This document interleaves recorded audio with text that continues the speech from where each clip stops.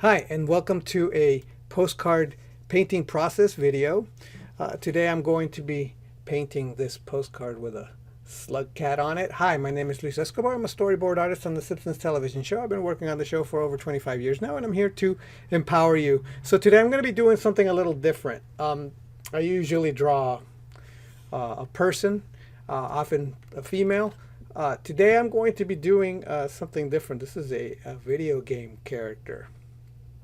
And it's going to be even more different in the fact that I'm going to be putting video game footage from my son who was playing the game for. So if you're not familiar with what a slug cat is or what the blazes this is from a game called Rain World.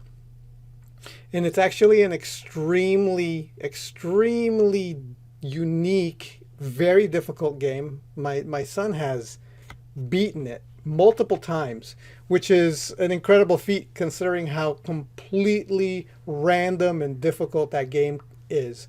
If you know nothing about the game, it tends to be, it doesn't have any procedural generation, but all the levels are designed by hand, but the environment and the creatures in it have been programmed to be living entities that are tend to be unpredictable based on their behavioral programming. They exist in the world and they do stuff in it, and they're not scripted. They just do what they do because their scripts tell them to just live out certain things and do certain things, but it's never the same interaction with them.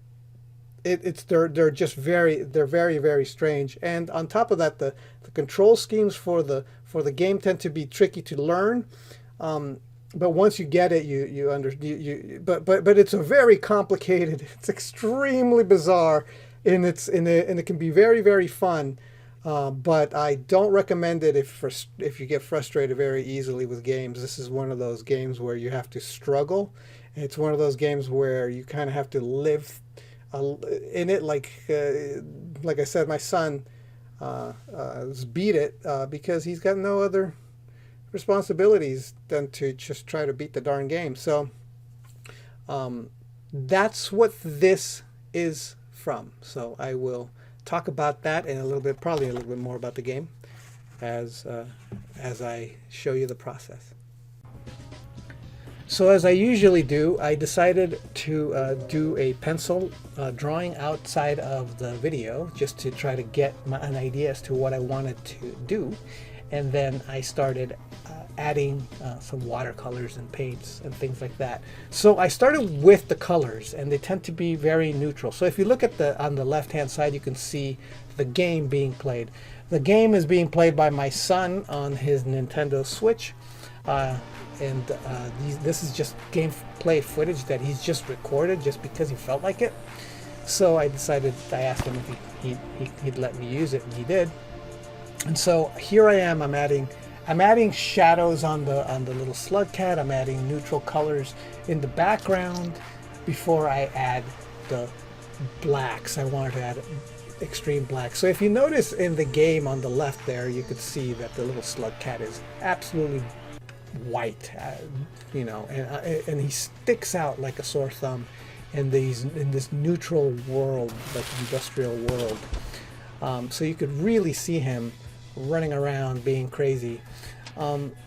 That's kind of what I wanted to do here by adding the black ink, and I'm adding black ink with a brush.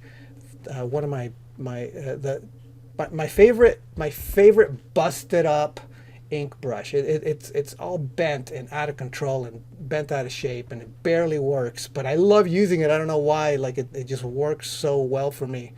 So this was me just kind of blotching on the blacks.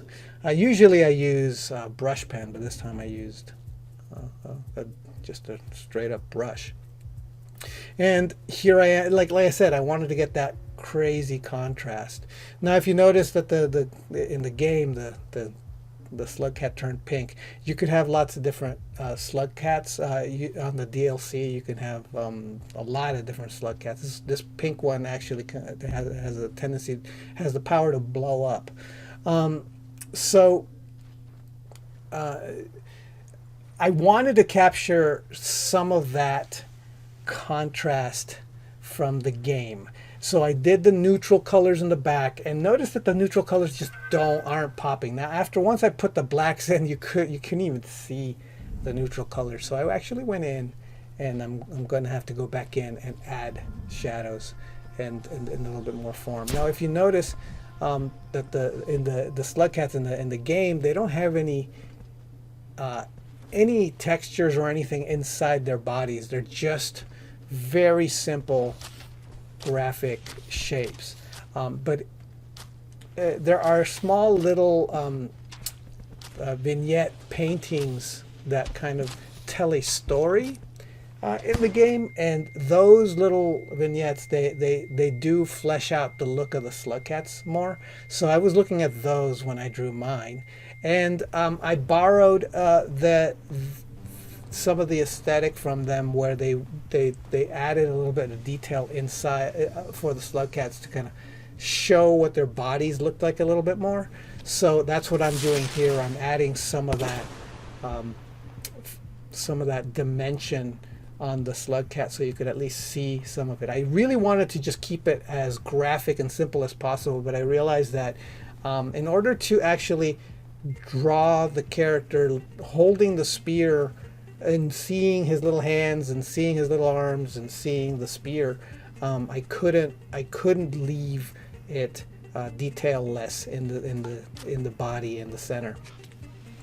And so the spear is a weapon that the slug cats in the game tend to use. That's like that and rocks. They throw rocks. There you see in the game, my son threw a spear at this lizard that's coming after him, and he just killed him.